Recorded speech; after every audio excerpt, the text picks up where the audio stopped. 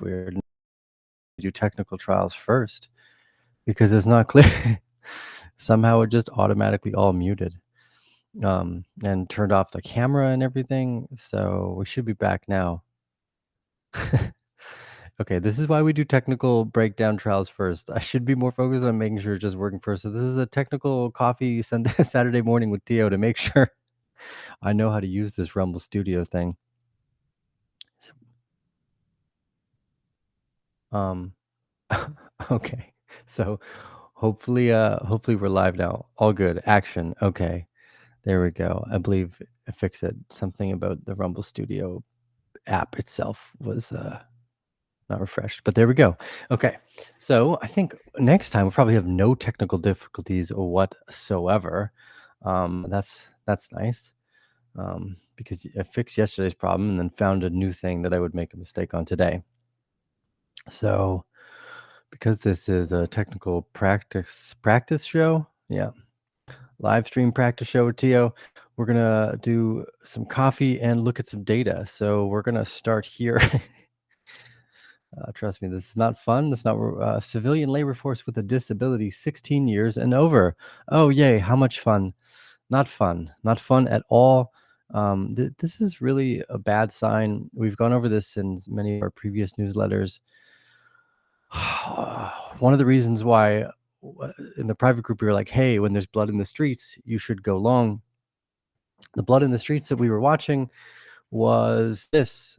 This is a massive increase in people who have a disability in these kind of standard blue collar, white collar age working force. So between 16 and over, 16 and everybody else effectively in the working class.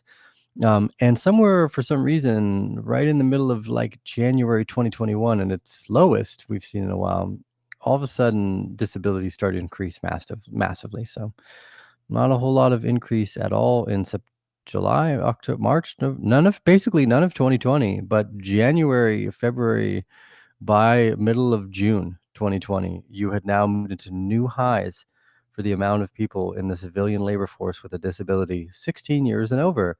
That's fun, right?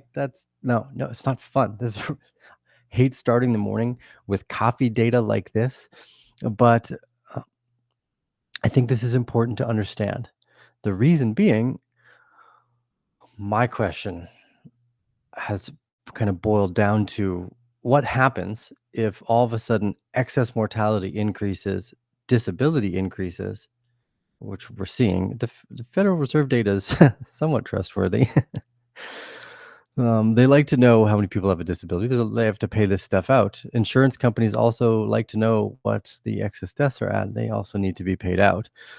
So in the conversation around why Bitcoin is worth has no ceiling in terms of price, what happens when more people start to die? What does that do to the monetary supply? What does it do to rates of inflation?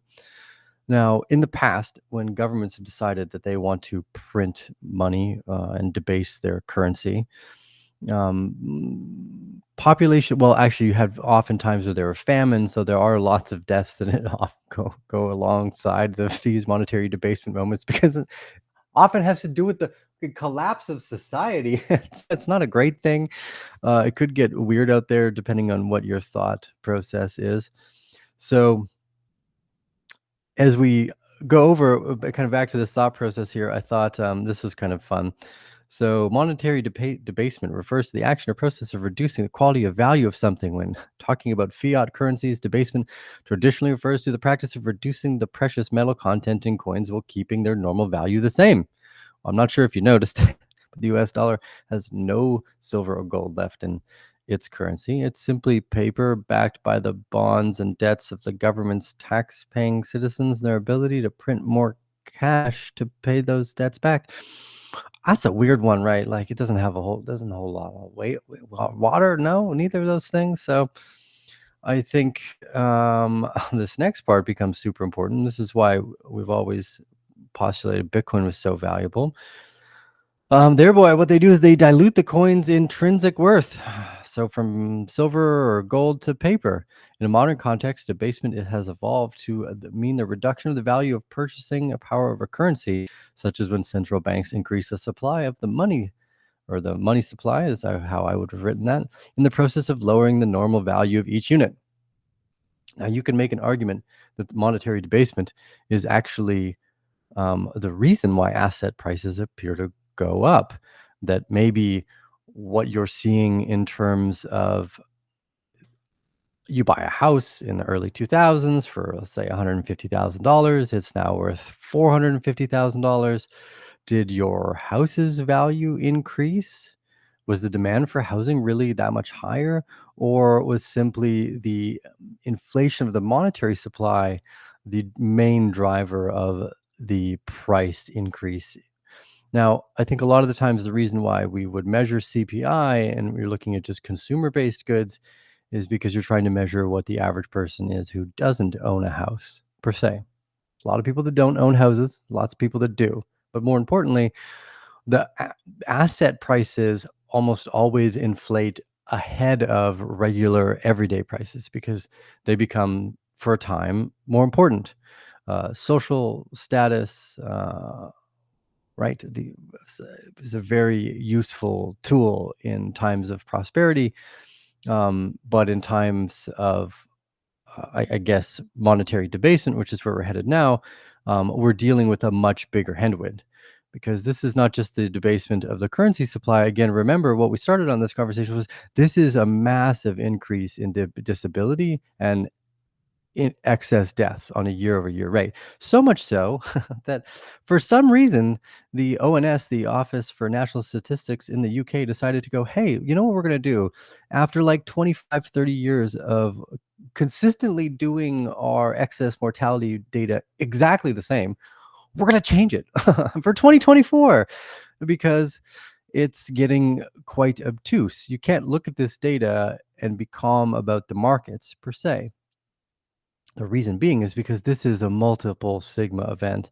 For us to increase excess or the disability in the civilian labor force as much in the United States, um, that's equivalent to giants walking around tomorrow when we wake up. All of a sudden, like, hey guys, the Nephilim, like that's a real thing. The Anunnaki chilling down here, or whatever.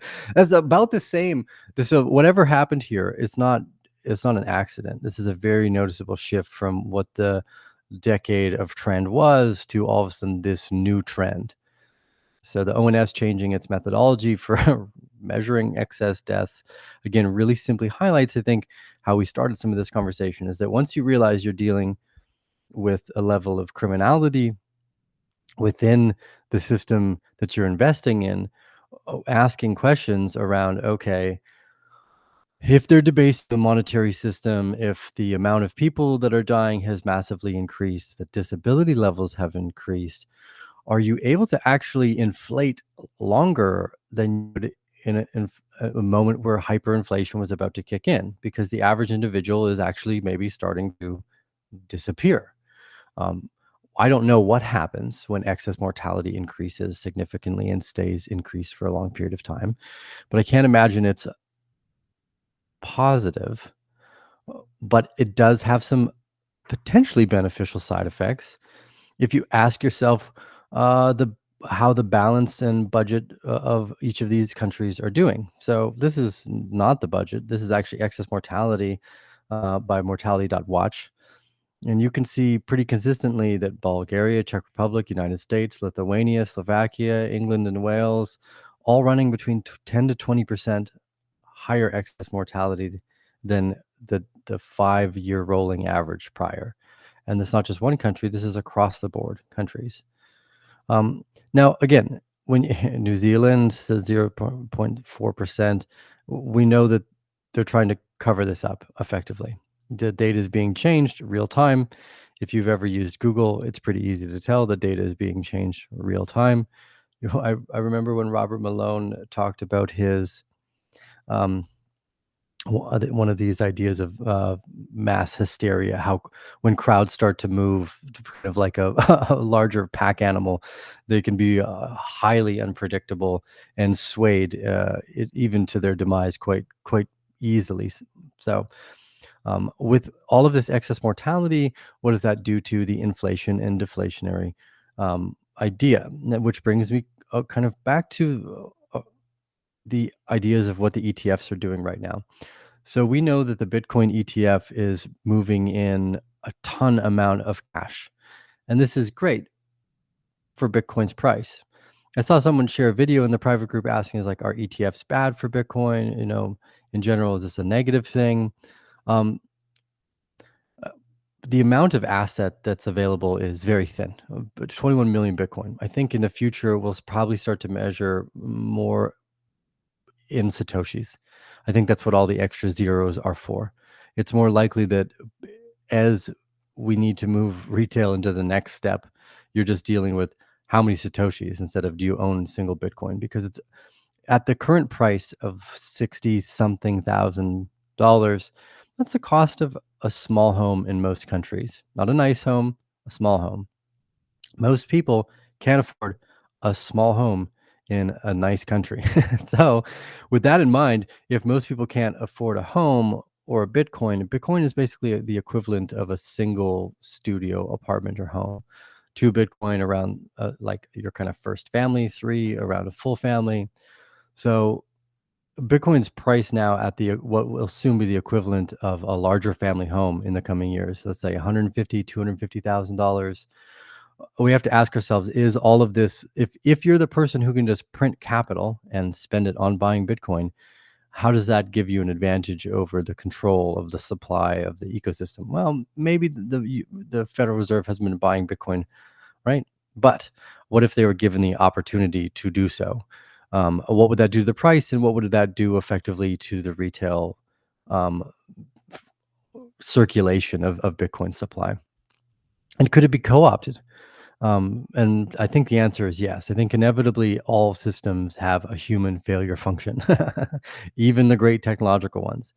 The technology is actually probably stronger than the human failure, which is if one wanted to and there was enough capital available, incentives drive a large majority of what the human species does. So with that in mind, the spot ETFs, I just want to show this here. This is quite a nice chart. The block has some really fun data with this one.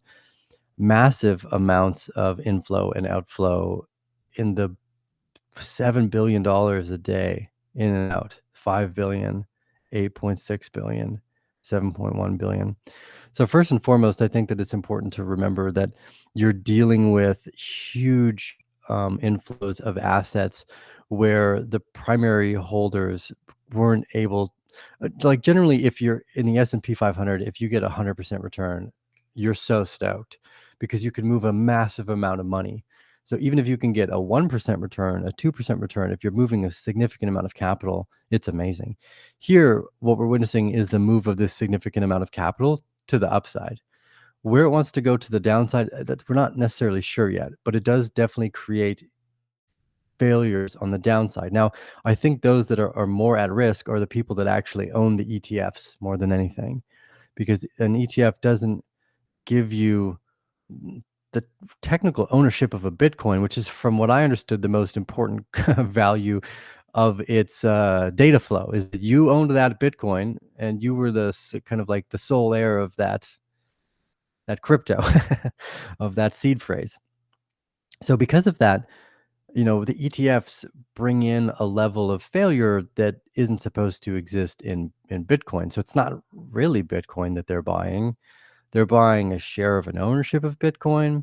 And we had kind of seen some of this conversation in the past where, what happens when you start to see systemic collapse, excuse me, that if what you're witnessing is a mass, again, just from the data here, let's really quickly recap: massive increase in civilian disability, massive increase in excess deaths, countries changing data of how we've measured that data for decades, being like, oh, now it's different, a massive monetary debasement through the printing of the monetary supply, and then the potential for deflation and inflation hitting as a headwind over the next decade. And which one's stronger? How much deflation does something like AI create?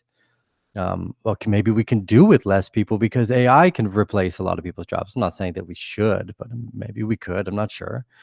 I'm saying I don't know. But the question right now, I think, remains largely around where's the ceiling. So if there's no like finality to Bitcoin's uptrend, which is that they can print money forever, effectively. Maybe they can even print more than we thought now because there's less people, so there's less consumer inflation because consumers are dying at a higher rate. And the consumers that you do have left are ones that have a new disability. So it's like Medicare and Medicaid products. Um, the insurance industry is not happy for sure. From some of the data they've been sharing. But more importantly, again, where does this take us for the price of Bitcoin? I know it's kind of sociopathic to think like, hey, all these people are dying. Where's the price of our assets going? And how can we best position ourselves for what seems to be almost an inevitable outcome, which is there's going to be a change in the way our society functions. Maybe not today, maybe not tomorrow, but somewhere over the next 10 years, the reality of what we were just looking at, which is this massive increase in excess death and excess mortality, is going to have to find a home. And it's going to have to find a home in the way we deal with kind of everyday society. So, one of the things I wanted to go on to next, sorry, I just got to find something here. Um, oh, that's the, that's the Twitter page. Okay, cool. That's all still working. Awesome. Thanks for all the thumbs up on YouTube. Oh, and 798 live viewers on Rumble. Thanks Rumble, rocking it again.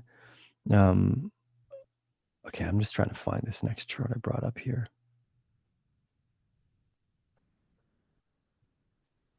Oh, sorry. And I wanted to point this out too before we move on to the next thing. This last little bit I was reading of monetary debasement is from Zero Hedge, Mr. Tyler Durden. What was his sentiment here? Oh yeah, Bitcoin has no top because fiat has no bottom. This was a great, or maybe this isn't actually this. This looks like a screenshot of Bitcoin in Ledger or something. That's a great sentiment. Oh, via Bitcoin Magazine. Yeah, there we go. Effects of debasement. The solution to debasement, yeah. But again, we're also dealing with some other headwinds. Are not particularly fully capable of writing into our theory yet. Okay. So back to Bitcoin. From a trading perspective, if we kind of ignore all the external fundamental data, again, I think this is the hardest point too, is you go, okay, when there are more people dying, you should be buying. It's a really difficult sentiment, is buy when there's blood in the streets. So it's like, hey, we're finding trends where there's more people dying and more people with a disability. That actually means you should go long. It's really hard to engrade that into your mind, but it works. For some reason, the markets have this like sociopathic hint to it, because that's the way it works. You could find pretty systematically that movement almost every moment over time, whether it's niche specific, like, oh, FTX is collapsing, Bitcoin's dead, it'll never come back, or hey, people are actually dying. It's the beginning of the pandemic of March 2020, and look, it's the very bottom of the market, way down here, or the FTX collapse here, or the day before we go shooting upwards again. It's October 10th, October 7th, basically. So we're between the September to October 10th movement. All of a sudden, more people are dying. You should be buying, and it doesn't make sense logically. And this is one of the hardest parts, is to go, okay, and I kind of repeated this in the newsletter ad nauseum, is if what we're seeing is true, because we have to first assume that. We have to first assume that excess mortality is super hot, and the Federal Reserve doesn't have a whole lot of reason to lie to us about disability massively increasing to the tune of like giants appearing. Um, what does that mean in our next stage of this process? They're just going to keep printing. There's actually more room to print now than there was before. You can now print more capital and give it away because average Standard Joe's disabilities are higher and is dying at a faster rate. So now where's all that new money going to go? All that new money is going to go into assets, owning all the assets, owning as much of the other assets as they possibly can. Now we're probably going to see a drawdown here for a little bit. It looks like we've been in a market that's been designed to overheated. I actually suspect that we're going to see some type of big news event pop up soon too. So that probably somewhere within the next one, from here till let's say April 20th, we're going to see some new news event that pops up that will either drive us to the downside or drive us to the upside. I know it's pretty black and white usually, but it's going to be here soon. And it'll feel like a fairly big news event. Either more people will be dying or we'll have found ways to save more people's lives. Maybe that's just what the market or the driver is. Because I don't know if you remember this moment here, but so just as another example, this is the moment, the one I'm circling in red right now. This is when the mask mandate was removed. All of a sudden the market started to fall because we were back to normal. Less people were dying. Things were normalizing. Markets go down. I see. This is what I mean. Markets are sociopathic. The best day to buy is here, like March 10th to March 20th, when the world's been locked down for the first time. We're declaring an international health concern, and people are rushing out to buy toilet paper. You should be rushing out to buy every asset you possibly can because more people are dying in the street from some unknown reason. This is a buy moment. Masks come off. This is a sell moment. I don't know why the humans markets work like that, but they do. So we can look for very strong turnarounds. Now this might be just just a moderate niche thing. This could be some type of problem in a bank. It doesn't have to necessarily be a big global, like we're at war problem or someone's attacking someone else, although it often is. Again, basically here, the very bottom of the market was October 27th, October 30th, or at the top of this trading range. And then we've been onwards and upwards for the last few months. And even further back, October 4th of 2022, just a low of the market. Kramer's like, oh, we're headed for a deeper recession. Don't buy anything. It was like the lowest moment of the market. And again, that was the same for Bitcoin too. For Bitcoin, our previous test here was the days that FTX collapsed right here. I guess I could use a pointer. It might help instead. This is the moment when FTX collapsed. So this was a blood in the streets moment here. So here's October 7th, blood in the moment street here.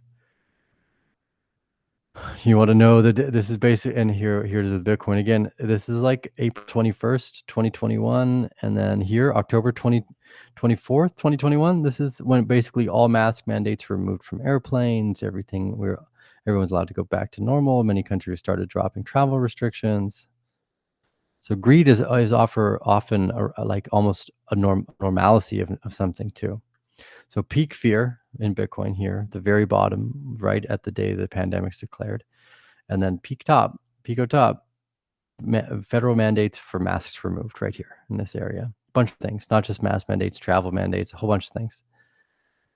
So peak fear, removal of that fear. Buy all the fear.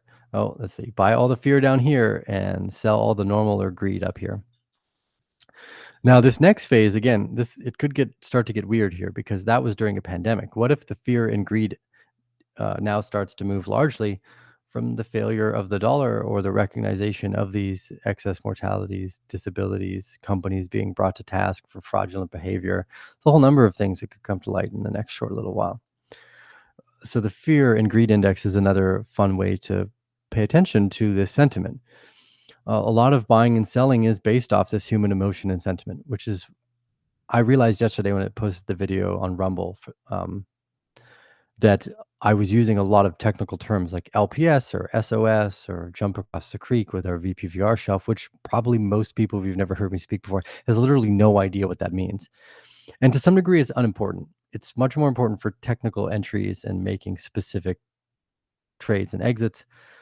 But you could literally ignore all charts if you wanted to and focus solely on emotions of people in macro environments and these larger contexts. Like, so if I'm focused on crypto or if I'm focused on an asset, you want to look for moments when there are because when I first was thinking to myself, ah, yes, there's blood in the streets. I just was thinking red candles, like here's young, kind of naive me thinking that this is just, oh, a day when the markets go down because people are scared about some news we learned in like the larger ecosystem or the stock. I hadn't yet experienced a moment when people are dying in the streets, like a September 2001. I was around. I saw that happen on the news, but I wasn't in the markets to be able to take advantage of that moment. But if you were, actually, this would also be a fun historical little moment. Is okay. So what we're doing is trying to say you don't really need to know what's going on in the trading ranges if you know what's going on from a sentiment perspective as well. So this is why something like the fear and greed index can be so strong. It's the reason why if you buy the day the pandemic is declared and sell the day the mask mandates are removed, you pretty much nailed the market without having to in any way, shape, or form look at a chart. The chart, you're supposed to kind of use these in tandem with one another. So sentiment and market analysis is often, again, trying to understand why those things work that way. I don't know why they work that way. I don't know why they work that way. I don't know why the market is sociopathic, but that's what happens. So just for fun, let's kind of back test our thesis here. And I haven't looked at this to begin with, but I'm going to do it now. Um, what was the when did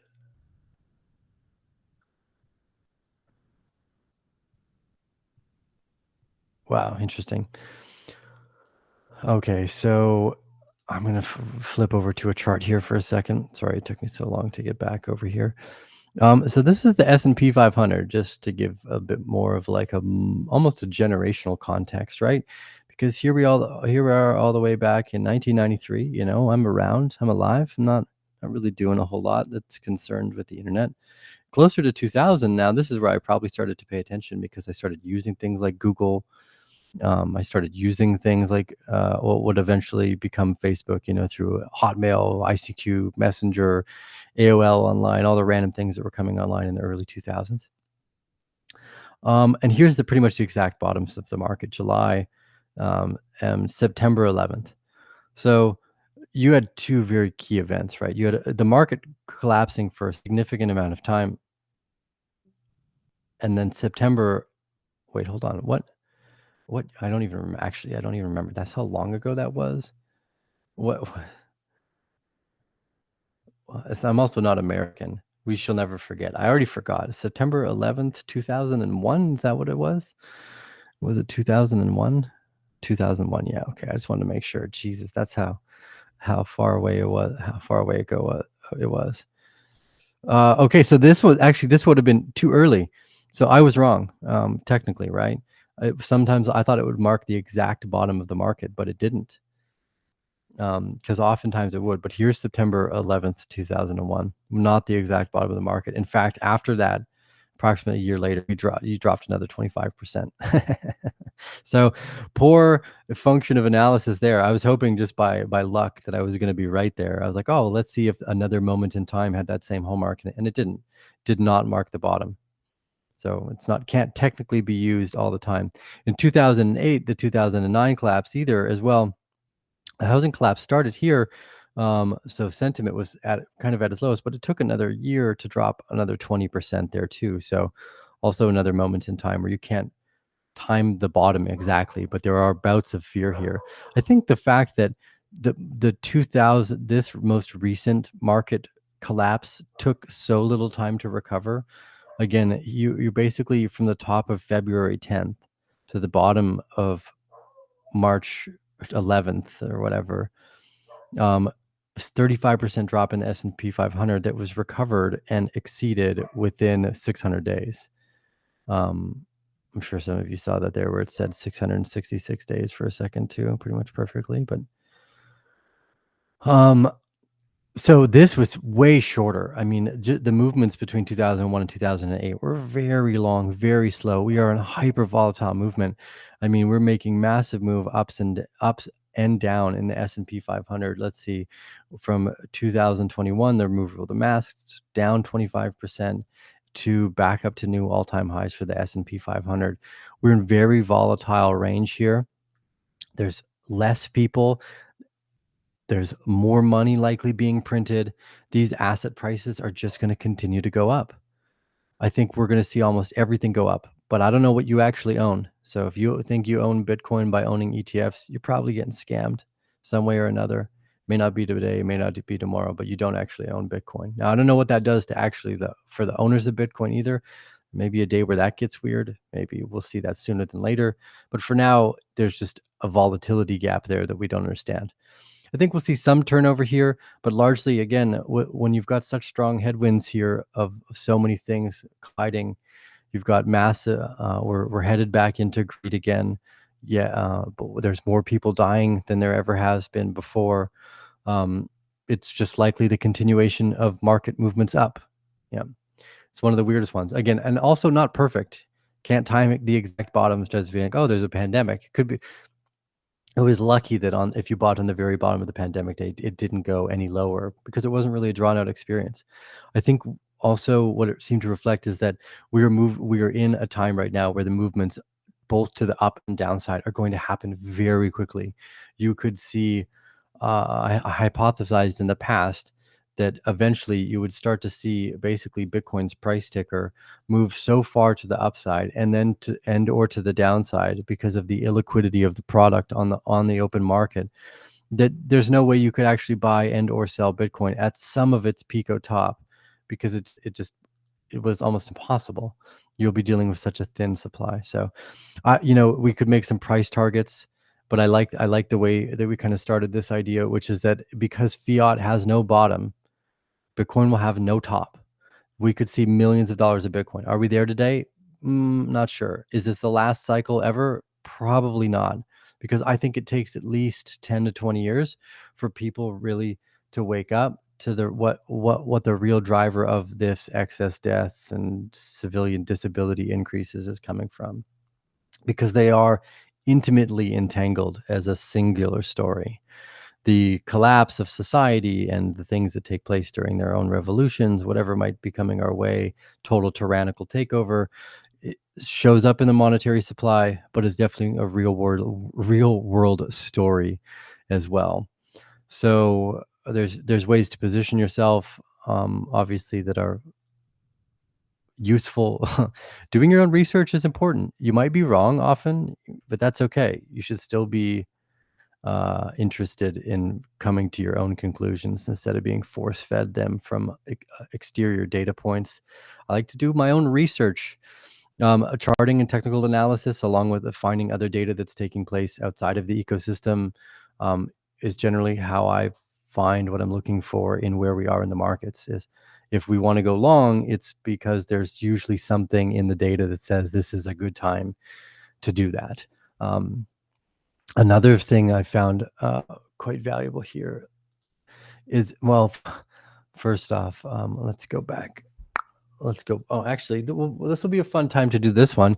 If you have not yet followed me on Rumble, do that. I thought Scott Adams did a really good job, so I'm going to share his tweet too. I like Scott Adams. He actually has some really nice, fun morning coffee rants too. But Scott Adams shared this the other day. A Rumble is now like Bitcoin in terms of diversification. There's a good argument for not owning only Bitcoin, but there's no longer an argument for not having some in a diversified portfolio of assets. There's an argument for not streaming only to Rumble, but it would be insane to ignore the new Rumble Studio free app that allows you to stream to multiple platforms at the same time with consolidated comments. I also agree right now this is being streamed through Rumble and their awesome new Studio app. And I thought because Scott Adams here put together such a succinct idea of how I felt about both Rumble and Bitcoin, I would just share his thoughts too. It says, it's free extra money for you, plus it protects you against getting banned on one platform. So if you might think you're about to get banned by the banks for some reason because you believe climate change is caused by the sun instead of humans, then you might want to own Bitcoin. You might want to also have a Rumble channel if you would like to express that thought with others. Also, while we're there asking people to do it, go ahead, follow us on Twitter or X as well. We're live streaming on all these platforms thanks to Rumble. As well, I've kind of grown. They're all different platforms. They attract different people. So If you yeah, thanks to Rumble, I guess, otherwise we wouldn't be posting on Twitter either because, that one we can't technically do. And then how we got here to begin with, our longtime YouTube family, um, hosting over there. Although YouTube definitely, like, I don't wanna say shadow banned us, but, there was a very specific time in 2018 after we had had a few podcasts with out of the box thinkers like, Max Egan, and we had s some conversations around why climate change is most likely caused by the sun from a few solar and plasma or solar physicists, Valentina Zarkova, and plasma physicists, people, people like Thomas Campbell as well. All of a sudden, we were watching, like, our channel was growing, all the numbers were growing, and all of a sudden, flatlined and like just shaving to the downside almost always.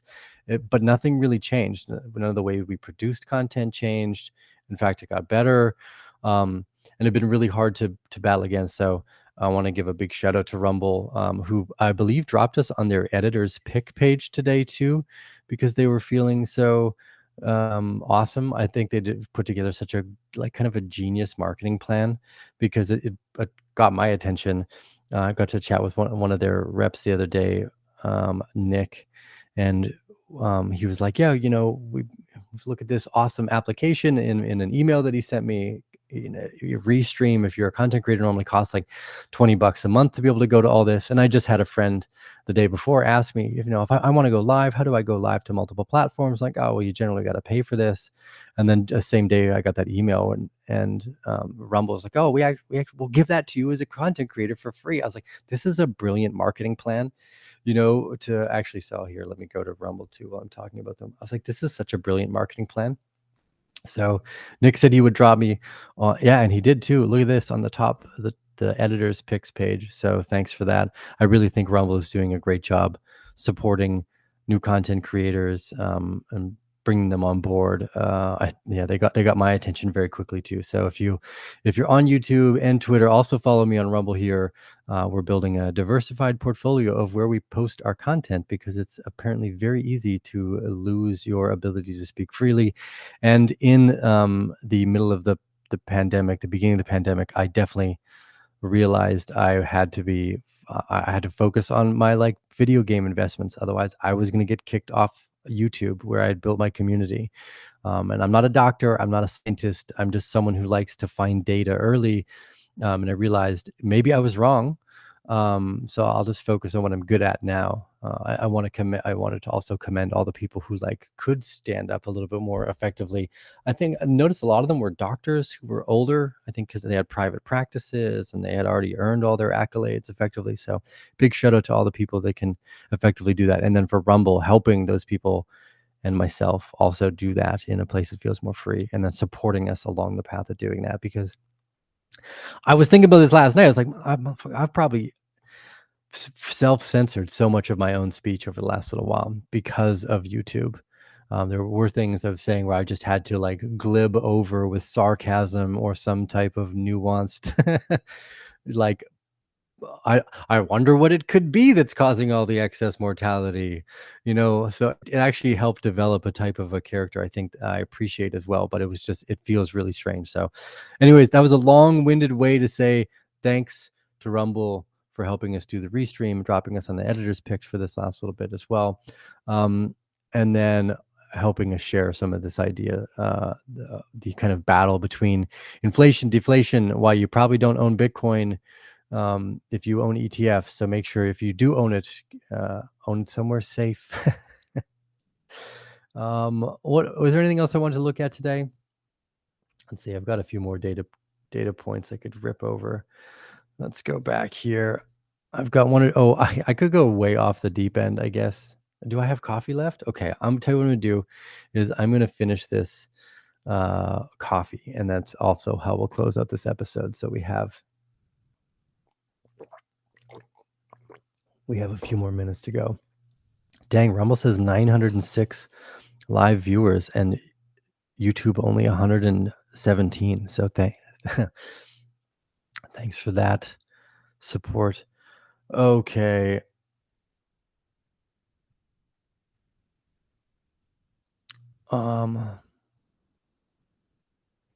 Okay, just actually, yeah. Here was here's another share I wanted to go over again in the what could this be data point. Ed Dowd had shared this one a while back.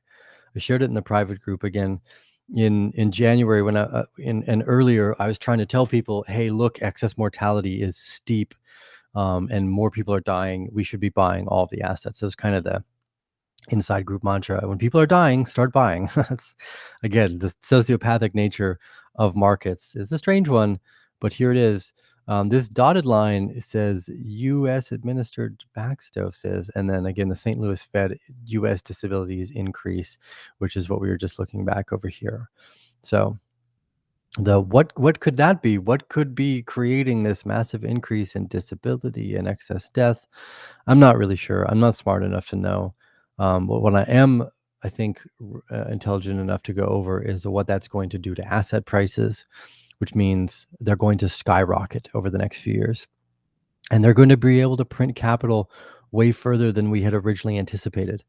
Because if there's less people, it means there's less buying pressure, which means there's less inflation. So if more people are dying, you could actually inflate the monetary supply for longer than we would have initially thought. And it's going to end up in less of the hands of retail because they're gone. They might be gone. So this could be this is the start of the turning moment, I think, where if we were right about our long-term thesis for Bitcoin, it becomes a global monetary asset, and we could see $6 to $10 million Bitcoin in the next 10 years. But it's alongside a pretty bleak and glim ride along there too, to recognizing, actually, this is kind of a fun question. How long did it take? Let's ask Google. How long did it take for thalidomide to be recognized as dangerous? Not an extraordinarily fun question, but let's read how long it took for this kind of to become general knowledge. In the late 1950s and 60s, the use of thalidomide in 46 countries by women who were pregnant, who subsequently became pregnant, the biggest anthropogenic medical disaster ever. Ugh. Anthropogenic medical disaster ever. The biggest anthropogenic medical disaster ever, with more than 10,000 children being born with a range of severe deformities such as pharmacomelia, as well as thousands of miscarriages, which we might be seeing today. Let's see, how long did it take? Thalidomide was introduced in 1953 as a tranquilizer, and then later marketed by the German pharmaceutical company Chemie Grünenthal under the trade name Contragen. It was introduced as sedative medication for morning sickness. Oh, you don't like throwing up a little bit? Here, have this crazy thing we whipped up in a lab. Maybe did we see, this is the thing that humans get wrong. We're always like, oh, that sucks. You're throwing up and have morning sickness. Let's fix that. Instead of going, hey, you've got morning sickness. The body's super freaking smart. Let's not get in the way of what it knows to do. Like, maybe getting sick is actually a good thing. Have you ever thought that getting colds and flus is positive for the immune system? maybe we don't know what's going on here, and we don't like the symptom or the side effect of what the human body is doing, but it's doing it for a reason that it already knows it wants to do. we're so silly. Anyways, so we decided to just here, take this random thing we whipped up in a lab.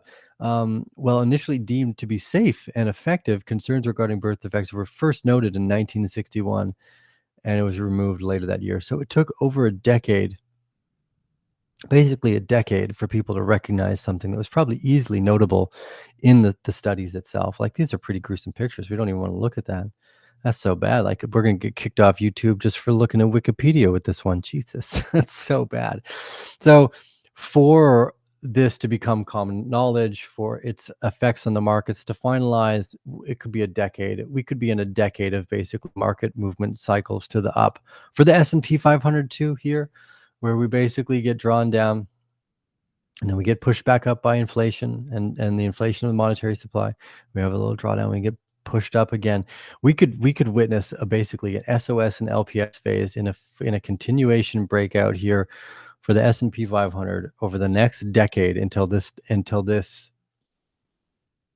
atrocity of anthropogenic medical disasters has come to light before we see real market downside and the acceptance of that at a longer term. So, I actually, yeah, I actually pretty feel pretty confident about that. We're gonna see some interim downside, but we're probably going up and out for a decade because this is so bad.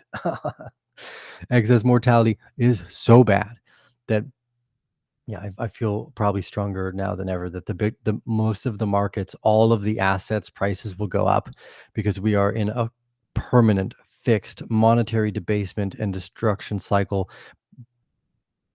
that all the governments are going to participate in. All of them already seemingly have participated in.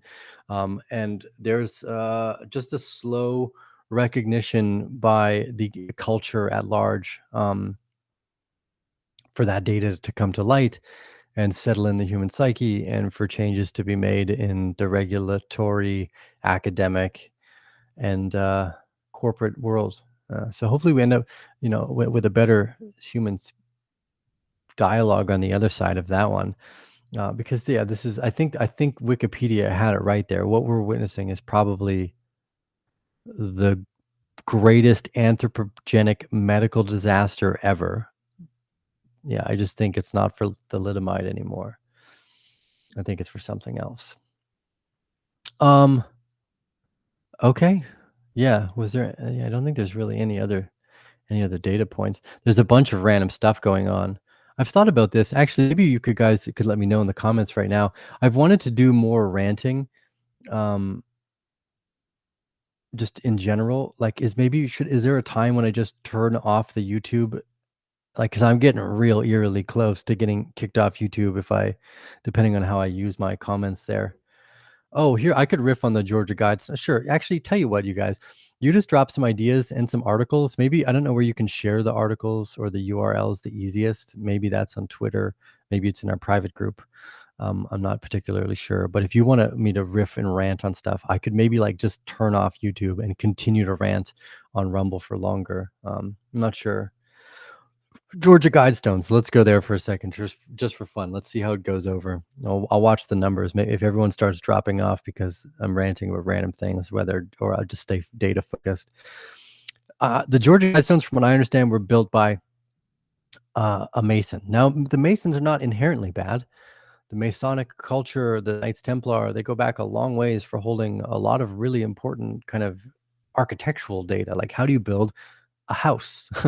some of this some of the information that they kind of kept sacred and in some sort of family lineage was done so in these orders and sects of the Masonic. So building the Georgia Guidestones, the idea of like, hey, maybe the Earth is overpopulated. This is a cult that probably exists, although I don't think the Georgia Guidestones had anything to do with that. They were just saying, hey, in the event of like future cataclysms, because they're going to happen. I mean, you can see that throughout the archaeological data, like things die all the time. That we're just like, this is maybe a good guide stone, like a good guide mark. I don't think everything is a conspiracy theory, or even a good conspiracy hypothesis, let alone a whole freaking theory. There's some definitely axiomatic conspiracies, it appears, but not everything is just to the destruction of man and trying to hold us below a billion people, and this is some giant organic cult. Now, I do believe that's possible. I don't believe everything is part of that. I think a lot more of it just looks like that because it's easy to start connecting dots when there are literally so many dots. Oh, I'm getting a thumbs up from John Murphy, and Flex is more ranting, more raving.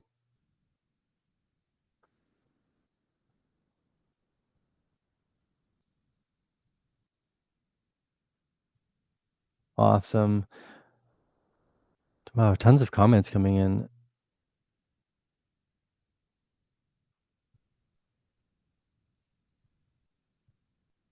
Uh, okay, so the ideas of a sovereign country is an illusion. Well, it certainly appears that that might be the case. If the World Health Organization can co-opt a country into doing specific things, then there are no sovereign nations left. I noticed very interestingly in October here in Costa Rica when all of a sudden vaccine QR code passports were introduced at almost the exact same date that it was introduced in other countries. That's real weird. That doesn't happen in democratic situations. It doesn't happen in reality unless you have a really statistically significant co-founding factor to push that in the direction that it wants to go. So yeah, I think again there's a heavy thumb on the scale, and we're probably dealing with a religious cult of some kind, where there is it's rather decentralized. I think probably like all good things, even that is decentralized. It's not some highly well-tuned, organized cabal so much as it is a highly untuned, uncorrelated, uncollaborated group of people who have the same incentive structure and outcome, without necessarily collaborating. And I think often you find that conspiracies are vague that way.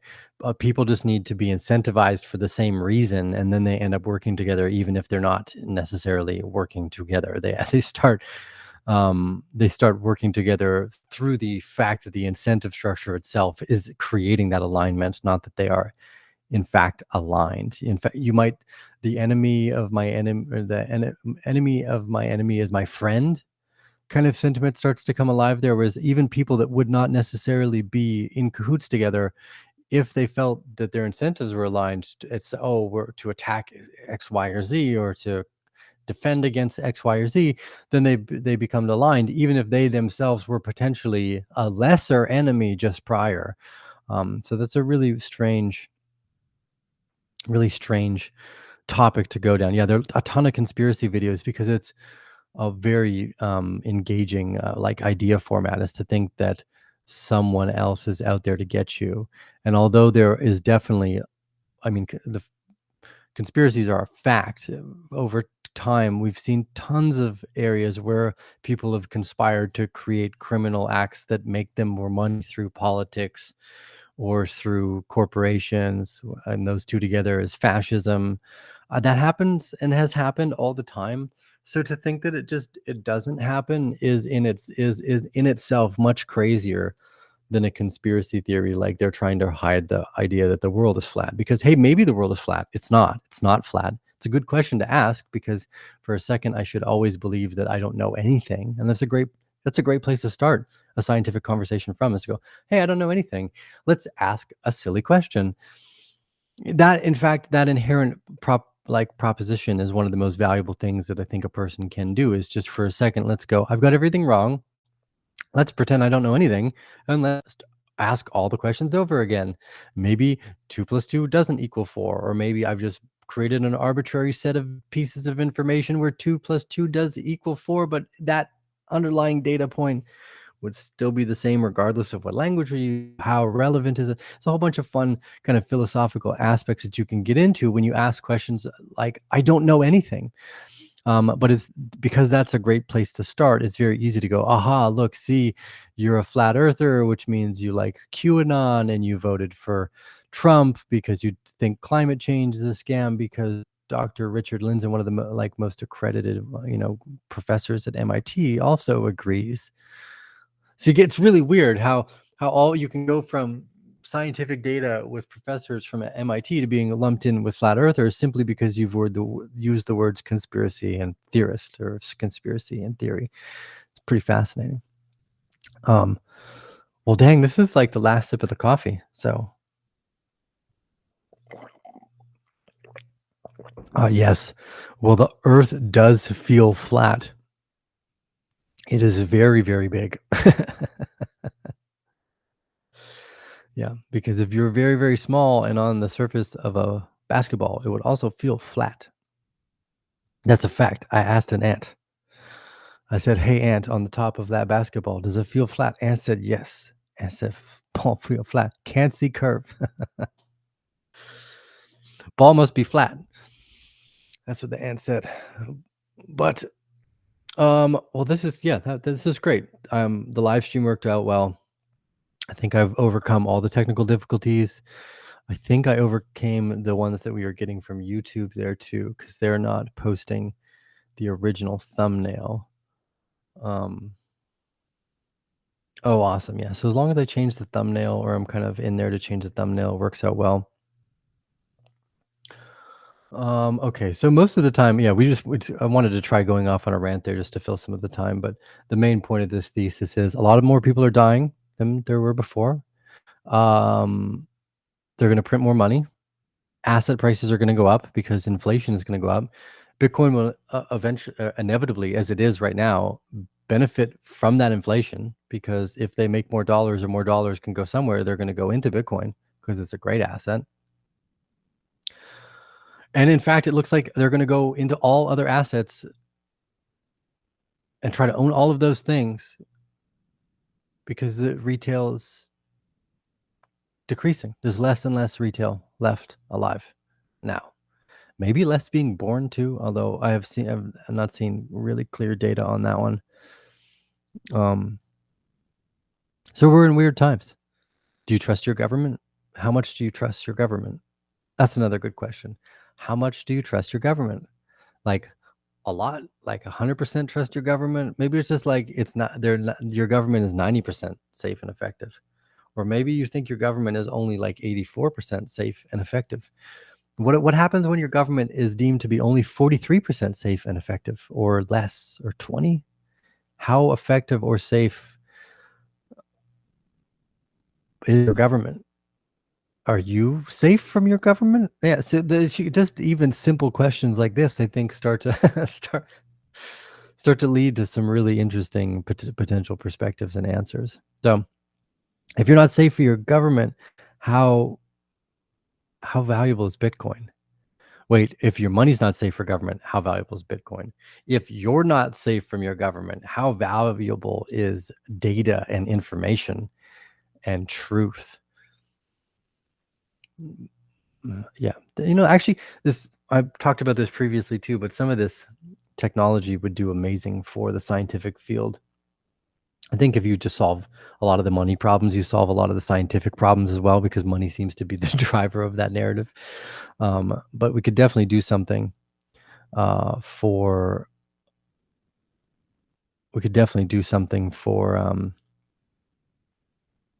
the way we store data and do studies. We could probably do more large decentralized trials, like, hey, I'm over here, I'm willing to take 10,000 international units of vitamin D a day. Let's do that. I would check in on the app once a month for 5 years. That'd be a really cheap and effective way to kind of outsource or crowdsource scientific data and results on things that normally wouldn't get funded, like vitamin D studies. We are in a simulation. Yeah, for sure. Yeah. Free energy devices and technology. I love how just throwing out. That's the 1 hour mark. Okay, that's it. We're done. 1 hour. We hit basically the mark. I've got my last sip of coffee left. Thank you all for joining us on today's live stream. Thanks to Rumble again for creating this awesome Rumble Studio app and then dropping us in the editor picks like champions. They're so kind for doing that. Well, let us know what you'd like to see more of.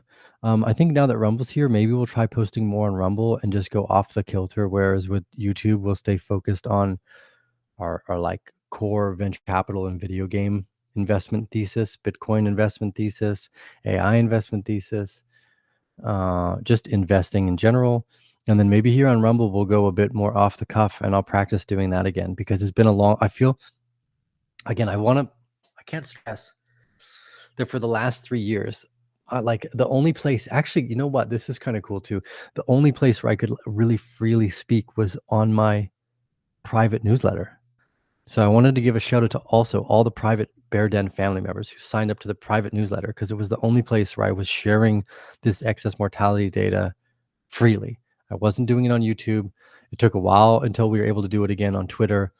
But the private group, we're on our own private website, I was able to share that data this entire time. So not just a shout out to Rumble, but also a shout out to the private group, because one of the things I thought to myself at the moment was, I can kind of censor myself on YouTube and I can speak freely in the private group. So I wanted to, give a shout out to the private group, because technically you guys were like my first Rumble. You were where I could speak freely with knowing I wouldn't get canceled, because if you didn't like what I was saying, you don't have to pay. You don't have to do anything. You don't have to be there. So it was just the members who were supporting, who got that data, who were allowing me the free space to share it. I think that was one of the kind of sanities I had through 2020, 2022, was to be able to share some of that in there too. So awesome. This was a ton of fun. Thank you guys all for the support today. I think I'm just going to click end live stream, and we'll see you again. Maybe I'll do a live. Yeah, I'll do a live stream. Maybe. Okay, I think this is what I'm going to do. This is what I'm going to try to do. Can I just end YouTube? Can I just end the YouTube live stream? There's a way to do that, isn't there? Yeah, if I click edit video. So we're still kind of on the live cuff learning. Okay, video link, but it doesn't show me the live stream data, so I can't end the live stream here. And can I end it from inside of here? No.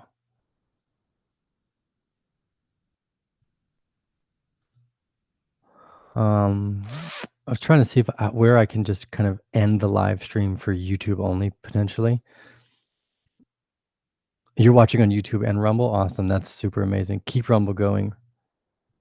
Yeah, Russell does it all the time and cuts to Rumble. Yeah, maybe that would be the fun thing here, is how do I just end the YouTube live stream now? And then that way, if I wanted, I could keep talking smack and look at medical papers again. And that way I could just do the first part of the episode, which is always my kind of long-term investment thesis. And I could switch to Rumble for all the stuff I would normally self-censor for, and do both. I think that would be awesome, actually. Because that way I can do the longer episodes again, drink coffee, rant about things I'm bookmarking and finding interesting right across the board, and then not get banned on YouTube still. So that's what I'm gonna do. I'm gonna figure that out. Maybe if I don't want to force everyone on Rumble to bear with me while I do this, because I'm like live streaming, learning about YouTube and how to turn YouTube off so I can stay on Rumble. Actually, I'm sure the Rumble community cares a little about that, right? They're probably stoked. They're like, if he figures out how to. Okay, here. Yeah, I can just end the live stream on YouTube. Okay. Oh no, it's proceed to verify that it's you again. I hate when YouTube does this. Yeah, it's me, YouTube. Okay. So it can be done. It just takes a little bit of fandangling here, because I have to be logged into YouTube prior to that. But it looks like I can do it. So awesome. So I'm gonna, and I just, for practice sake, and because I want to make sure we get better and better at this, and it's just me right now, I'm gonna check to see how to make sure I can do it properly. But now YouTube's asking me to log in, so I like you log into YouTube in the middle of the live stream. Will it just let me end the live stream? No, it won't. Classic. Okay, sorry Bear fams and Rumble fams, but I want to make sure the next time we do this, we can kind of segment the show. Okay, that should work. Yay. Okay, here we go. Thank you to all the Bear family live on YouTube there for an hour. I really appreciate the support. If you guys also followed me on Rumble too, that's awesome. I'm going to end the YouTube live stream here. That'll be great. And then we'll just do the last few minutes on Rumble to kind of check out how it goes. Okay, so now it should just be only live on Twitter and